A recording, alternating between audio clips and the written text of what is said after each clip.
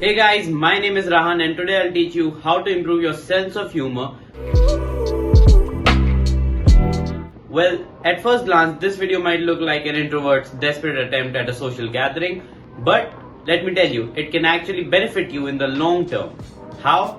I'll explain that in the video, so watch it till the end. Alright, so in this video, we'll go over all the types of jokes and how you can crack them depending on your situation or where you're at right now. Alright, then let's get to it. First, puns. So puns are usually not that funny and they go over people's head. Trust me, it happened to me many times. People have tried to crack a pun on me and I just don't get it. I've tried it too and it don't get to people's head. So that's what happens, but when they do, it's more like a chuckle, not a laughter. So it can easily be a conversation starter even if you fail. So if you fail a pun, you can make jokes about how you failed the pun, and if you actually landed the pun, you can start a conversation. So that's how puns work. Second, jokes about past happenings. So I've watched a lot of stand-up comedies and I've realized that, for example, a stand-up comedian when cracks a joke at the start of the show actually relates to that joke at the end of the show or in the middle. So that, and you can see the audience going crazy. So this is why some people actually like it when they have to connect two dots of what happened in the first part of the show and what happened in the last part of the show. So you can actually connect those two. How in a normal conversation? Well, like this. For example, your friend said some funny stuff and you all laughed.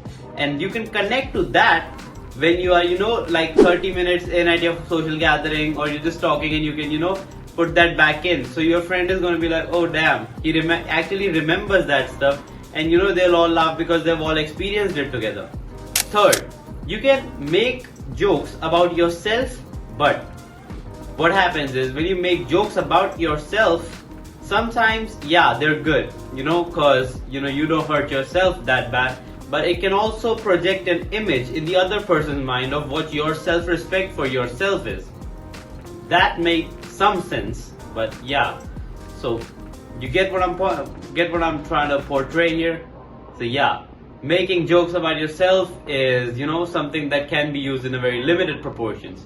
Second, fourth, making jokes about other people. This is the real nutty gritty and the rocky path. Why? Because making jokes about others can offend them. That's a no-brainer, but people actually forget that.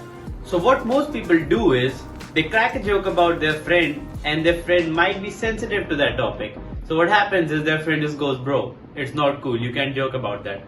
And the friend has done the right thing there, but that makes the whole conversation and the whole gathering makes, a little bit awkward.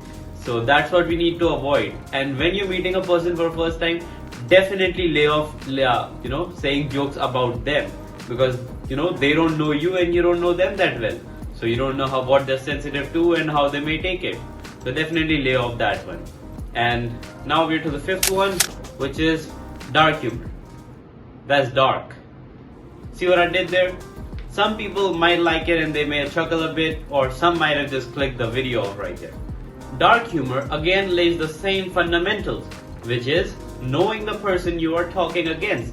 So, for example, someone who likes dark humor will laugh at your jokes, while who doesn't will make the conversation awkward again.